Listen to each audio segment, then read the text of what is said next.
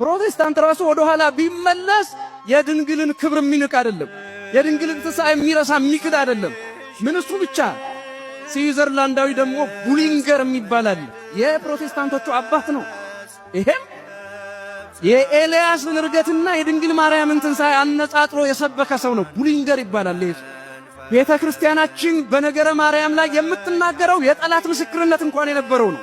በጠላት አንደበት የተመሰከረ እውነት ነው ይሄ ነገር ክርስቲያኖች። እና ልጆቹ ግን ምን ይላሉ ዛሬ? እኛን ልጆቹ የሱ ልጆች በዚህ ዘመን ምን ይላሉ?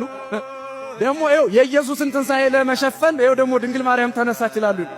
ኤልያስ ሳርግ ሳይጋርድ ኤልያስ ወደ ሰማይ ሲነጠቅ ካልጋረደ የድንግል ማርያም ትንሣኤ የሚጋርድ አንተ ማን? ሞትን የረገጠ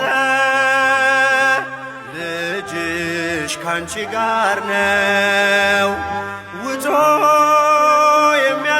የሚያስቀርሽ የቱ መቃብር ነው?